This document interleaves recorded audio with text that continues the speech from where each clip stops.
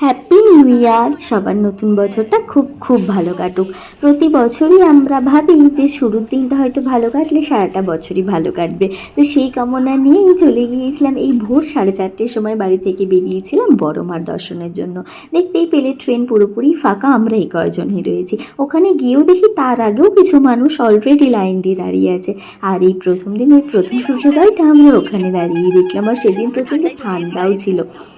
যাই হোক, এইভাবেই বেশ কিছুক্ষণ লাইন দিয়ে অবশেষে মায়ের কাছে ঢুকতে পেলাম। আর খুব ভালোভাবে মায়ের দর্শন হয়েছিল, পুজো দিতে পেরেছিলাম। আর যেহেতু এত ভোরে গিয়েছিলাম তাই খুব তাড়াতাড়ি আমাদের পুজো দেওয়াও সম্পূর্ণ হয়ে গিয়েছিল। তাই এত তাড়াতাড়ি এই প্রথমবার পুজো দিতে পেরে আমরা ভীষণ খুশি হয়ে গিয়েছিলাম। সবার নতুন বছরটা ভীষণ ভীষণ ভালো কাটুক। আর আমিও এই কামনাই করি যেন প্রতি বছর মায়ের এই দর্শন দিয়ে দিনটা শুরু করতে পারি। তারপর একটু গঙ্গায় গেলাম আর এই গরম গরম চা খেয়ে সকালটা সুন্দর করে কাটালাম।